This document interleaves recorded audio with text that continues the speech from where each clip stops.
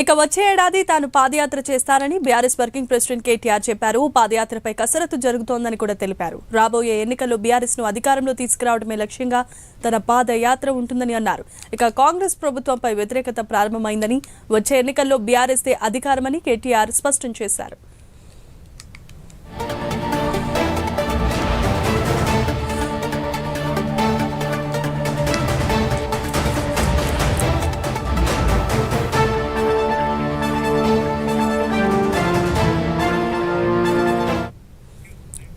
Right, ఇక BRS working president పాదయాత్రకు సంబంధించిన పలు కీలకమైన అంశాలను ప్రస్తావించారు. బీఆర్ఎస్ ను అధికారంలోకి తీసుకురావడమే లక్ష్యంగా ఈ పాదయాత్ర ఉంటుందని కేటీఆర్ స్పష్టం చేశారు. ఇదే అంశానికి సంబంధించి మరిన్ని అప్డేట్స్ ను మా కరెస్పాండెంట్ చందు అందిస్తారు.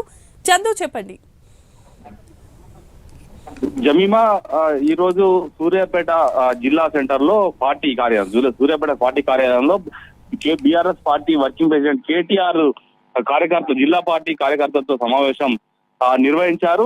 భారీ ర్యాలీగా ఆయన పార్టీ కార్యాలయానికి చేరుకున్నారు. ఆ తర్వాత ఆయన స్పీచ్ ఇచ్చారు. ముఖ్యంగా తర్వాత మీడియాతో చిట్చాట్ కూడా చేశారు. ముఖ్యంగా వచ్చే ఏడాది ఖచ్చితంగా తాను పాదయాత్ర చేస్తానని కూడా ఆయన స్పష్టం చేశారు. పాదయాత్రపై కసరత్తు జరుగుతోంది. వచ్చే ఎన్నికల్లో బీఆర్ఎస్ ను అధికారంలోకి తీసుకురావడమే లక్ష్యంగా తన పాదయాత్ర కొనసాగుతుంది అంటూ కూడా ఆయన చెప్పుకొచ్చారు. ముఖ్యంగా సూర్యాపేటలో పబ్లిక్ ను చూస్తే పెద్ద బహిరంగ సభకు వచ్చినట్టుగా ఉంది. ముఖ్యంగా ప్రభుత్వంపై పూర్తి వ్యతిరేకత స్టార్ట్ అయింది. వచ్చే ఎన్నికల్లో ఖచ్చితంగా బీఆర్ఎస్ దే అధికారం అంటూ కూడా ఆయన ధీమాను వ్యక్తం చేశారు. ముఖ్యంగా చూసినట్టయితే ఈ సంవత్సరం అంతా కూడా మొత్తం పార్టీ సభ్యత్వ నమోదు, అదేవిధంగా పార్టీ సంబంధించిన కమిటీలు, అంటే జిల్లా గ్రామ స్థాయి నుంచి రాష్ట్ర స్థాయి వరకు కూడా కమిటీలను ఏర్పాటు చేసిన తర్వాత ఆ తర్వాత పార్టీ ప్లీనరీ నిర్వహించుకుని ఏడాది పాటు మొత్తం ఏప్రిల్ 27 పార్టీ ఆవిర్భావ దినోత్సవం కూడా ఘనంగా వరంగల్ జిల్లాలో జరుపుకున్న తర్వాత పూర్తి స్థాయిలో మొత్తం పార్టీ యాక్టివిటీ కంప్లీట్ చేసిన తర్వాత తాను ఖచ్చితంగా వచ్చే ఏడాది నుంచే పాదయాత్ర మొదలు పెడతాను, ఖచ్చితంగా ఈ ప్రభుత్వంపై సమశంకం పూరిస్తానంటూ కూడా కేటీఆర్ చెప్పుకొచ్చారు. ఎందుకంటే ఇప్పటికే కాంగ్రెస్ పార్టీ అధికారంలోకి వచ్చి 15 నెలలు పూర్తవుతుంది. ఇచ్చినటువంటి 6 గ్యారెంటీలు కావచ్చు పూర్తి స్థాయిలో అమలు చేయలేదు.